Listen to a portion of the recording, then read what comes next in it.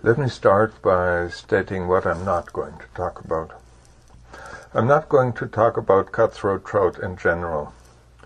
With 14 subspecies distinguished, inhabiting western North America from the Rockies to the oceans and from California to Alaska, that is far too large and too complex a subject, and with most of it I do not have a trace of personal experience.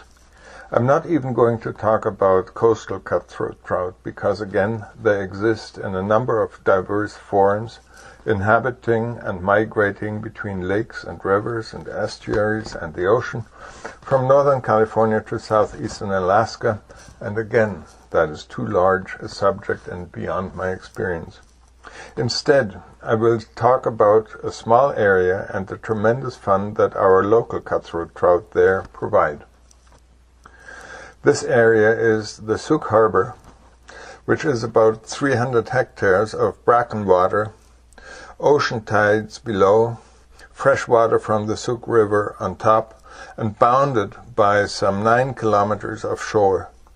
Much of the shore is private property and inaccessible to us anglers, but there are several areas that are accessible. All I'm going to show happened at one or the other of these locations.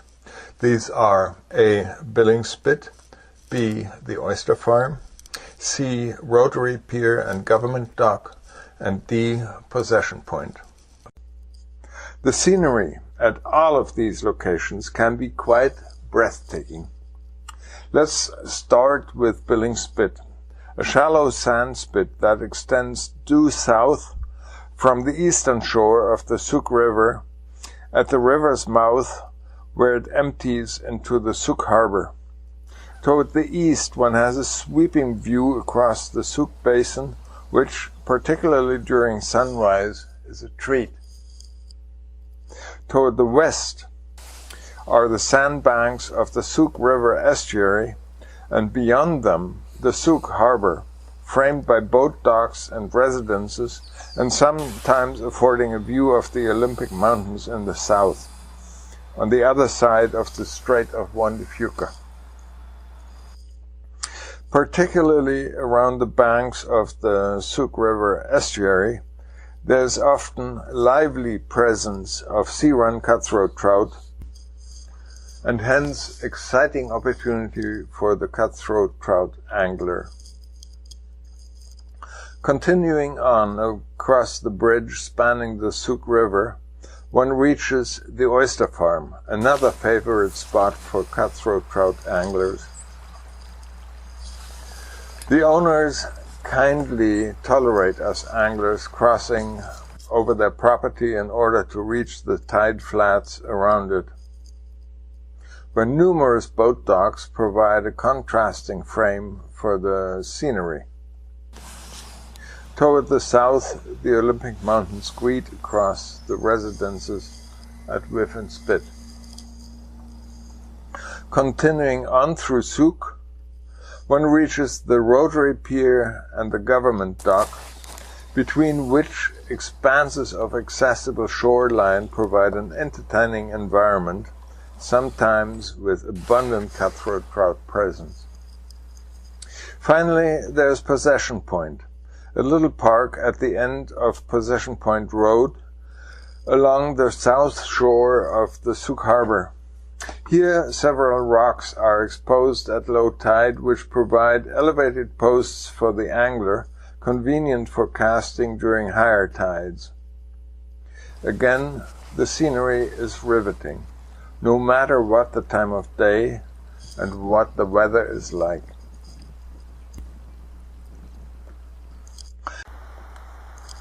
Even with these access points identified, success is anything but assured. Part of the attraction of fishing for cutties, as the cutthroat trout are affectionately called, is that they must be found before there's any hope of catching them. And they are vagabonds, gypsies, sometimes here, sometimes there, in ways that are hard to predict and anticipate. There's always the possibility of blind casting, and some of my friends are amazingly successful at it. As here, fish out at the Oyster Farm. Yet my preference is sight casting. Sight casting here revolves around locating schools of trout which break and jump above the surface while chasing prey. That is particularly successful in spring, essentially from March till June, when millions of salmon fry emerge from the redds in the river and migrate out to the ocean. The trout gorge on them, and as the fry try to hide in shallow water, they bring the trout within casting range. The result can be extremely exciting sport to the angler, who often imitates salmon fry with his or her flies. One summer I used this fly exclusively. The fly has a tiny bit of olive hackle fluff as a tail, a rough silvery body, an underwing of white polar bear fur, 4 strands each of pearl and silver flashabou, and under 2 small grizzly hackles dyed olive. As thread I'm using monofilament, which allows me to tie the silver strands tightly around the hook, a measure which makes the fly last. The big eye under an epoxy coat as head also adds to the durability and may increase the attractiveness to the trout. But there are many variations to this theme, as can be seen in this collection. Each of these flies caught fish. And beyond that, there are many other effective patterns, including the woolly bugger, the Mickey Finn, the American coachman, the swan fry, and others, many others. And I have to admit, as much as I like and enjoy the fry imitations because they seem to make sense to human intellect, and also because they can be quite aesthetically pleasing, they may not necessarily be the most productive fly. I never caught more than 2 or perhaps 3 fish in a day using these flies, whereas my friend Kyle reports having caught up to 20 with his very differently conceived fly. His fly, with which he regularly outfished me by a factor of about 5 to 1, is a greenish pattern modeled after some shrimp shape. I also have seen good success by others using greenish patterns, particularly when fishing among kelp beds. Maybe trout there are tuned into greenish crustaceans. But let's get back to the action-packed moments of sight casting. Once my friend Bob and I arrived at Possession Point and immediately saw a lively school of trout splashing right in front of us. We grabbed our rods, already rigged, and within 30 seconds each of us had a trout on. But such events are rare.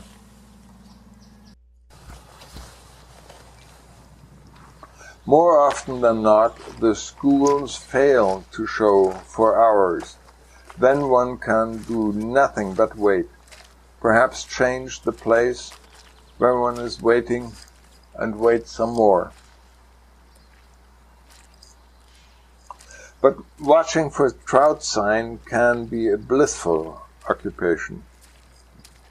The different moods of the harbor alone are an entertaining recreation. With the stunning landscape and skiscape that surrounds us, one can but feel blessed. Further, when nothing happens, one can just pretend to be one of the many people who spend considerable amounts of money for the privilege of sitting on a beach doing nothing. But here in Souq Harbor, there's never nothing. Life is everywhere. At low tide, Hundreds of clams are squirting water every which way into the air, creating a ballet of gracious water fountains and a sign of the abundance of life surrounding us in the seafloor. Sea stars, whelks, oysters appear on the exposed rocks. Herons, crows, gulls, kingfishers, merganders, all are interested in pursuing something on the shore. May is also the time of the white-crowned sparrow and the song sparrow, which create a lovely soundscape that complements the more marine sounds provided by gulls and Canada geese. Deer often saunter by, like this young fawn that strolled onto my shore, totally unconcerned about the angler and photographer, before crossing the river and continuing leisurely on its way, browsing from the bushes. With all this wildlife in the middle of town, which surrounds the harbor, one is never alone, and it is hard to be bored, even if the trout do not show up.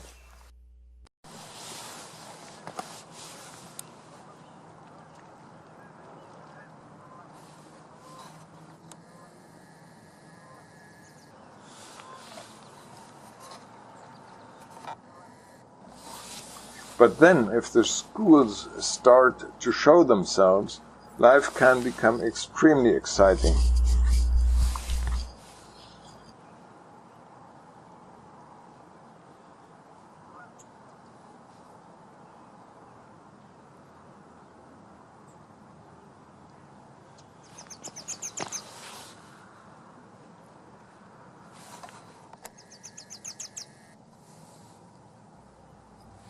Sometimes several schools show themselves all around the angler, making it impossible to decide where to cast. These situations can be so exciting that it becomes very hard not to botch one's casts.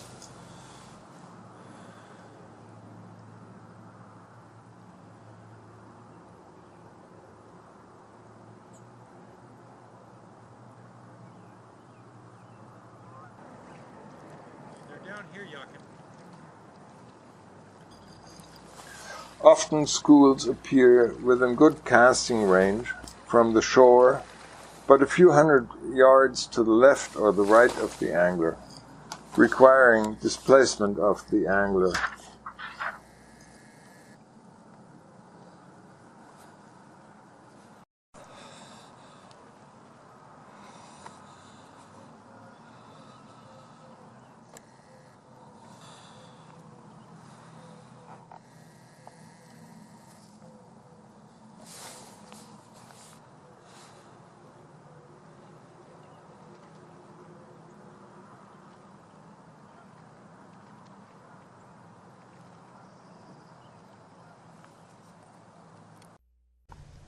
And if even a small trout, as this one, caught by the author after half a dozen botched casts, takes the fly, the joy is great. Sometimes it is possible to watch a trout surfacing repeatedly, approach it carefully, and place a cast precisely where one wants it, and get rewarded by a strong trout like this one brought to the net.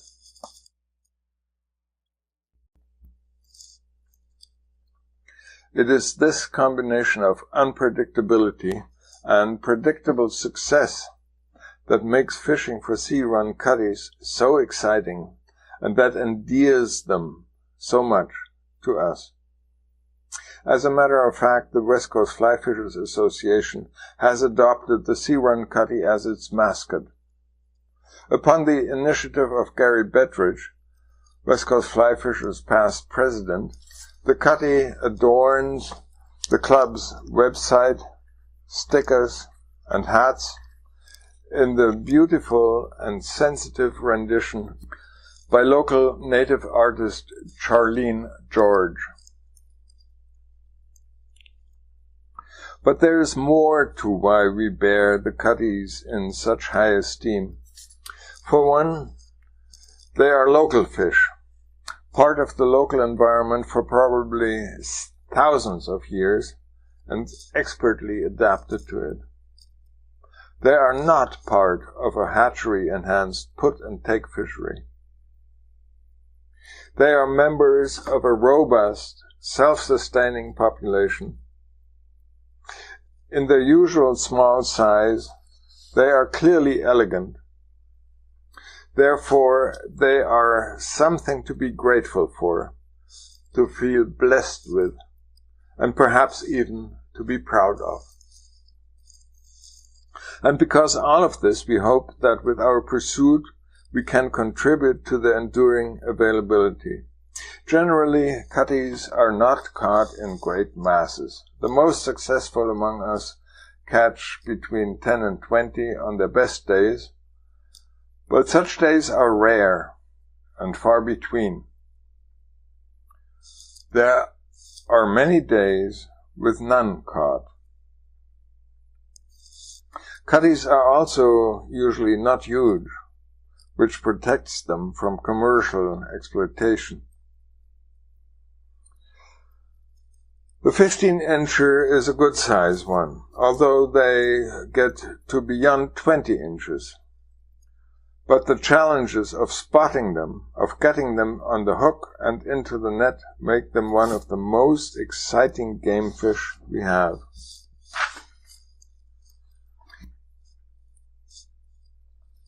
Soon after I started fly fishing some 15 years ago, I became interested in the sea-run cutthroat trout. But even with the advice of experienced cutthroat anglers, it took me 4 years before I caught my first one. At that time, I could not take a picture of my catch. Instead, I took a picture of myself to show what a rugged fisherman I had become. In those days, some of the advice received by experienced anglers was discouraging. Quote, "Between the anglers and the seals, that little population in the Souq Harbor may well be gone." That was the assessment of one of them. It is hard to judge whether this assessment was based on fact or just an attempt to discourage me from the pursuit. But most of all, I think it was incorrect. Right now, our local population seems to be healthy, perhaps numbering in the order of hundreds of fish that reproduce in the Souq River and its tributaries, as well as in a number of other small, low-gradient creeks, such as the Ayam and the Matheson Creek, draining into the Souq Basin. Generally, experts deplore a lack of reliable data on the abundance of coastal cutthroat trout. An alarming decline in numbers had been noted since the mid-20th century. By the late 20th century, this led to a drastic reduction in allowable bag limits from originally 20 fish per angler per day to currently no retention at all in much of their range. Nonetheless, indigenous healthy populations have disappeared from many of the low-gradient small creeks and streams that these trout require, because those often happen to be in the most desirable areas for human habitation. In Canada, and throughout much of the rest of its range, from northern California to Alaska, the species is currently considered something between vulnerable and apparently secure, and it is generally believed that catch and release fishery can be tolerated. In contrast, habitat loss through urban sprawl, logging, and other means of resource extraction are a huge continued threat to these fish. Even well-intended conservation measures such as augmentation through hatchery-produced stocks of rainbow varieties, and even non-native cutthroat, are dangerous. Apparently, even slight variations in the biological rhythms of fish originating from different watersheds can increase the tendency to hybridization, with the consequent loss of the indigenous species. All this constitutes threats to our indigenous population that far exceed the effect of mere fishing in the current much reduced form. If we want to be able to continue enjoying the sport that our cutties provide, we better take all threats seriously and take them into consideration in our fishing practices. To this end, we are using barbless hooks and strong tippets and leaders so that the process of playing hooked fish is short. We use atraumatic nets in which the caught fish usually disgorge the barbless hook immediately, sometimes along with the load of ingested salmon fry, which shows that we are on the right track with our salmon fry imitations. And of course, we tried to lift the fish only briefly, if at all, out of the water for a picture. But I think, despite all this, we should not be too smug about our catch-and-release approach. If the trout was hooked in the lip and was able in the net to rid itself immediately of the hook, everything may be fine and as intended. But there is no guarantee, of course, that this is so. Take a look at this unfortunate trout caught by yours truly, which carries a hook tip that exits just below the eye. Instances like this one suggest that even in a catch-and-release environment, the fatalities arising are not necessarily 0%. If the fatality is perhaps 5%, that means that on a day where 10 anglers each catch and release 5 fish for a total of 50, we may still have caused a fatality of 2 to 3 fish.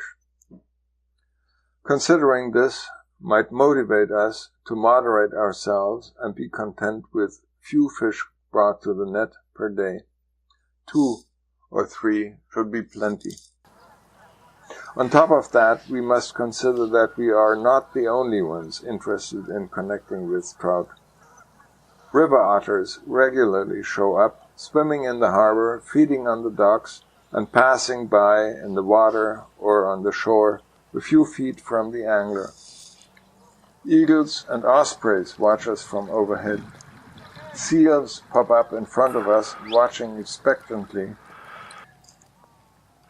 Some of them have learned that hooked fish are easy prey, and therefore they do not hesitate to take them from the angler's line.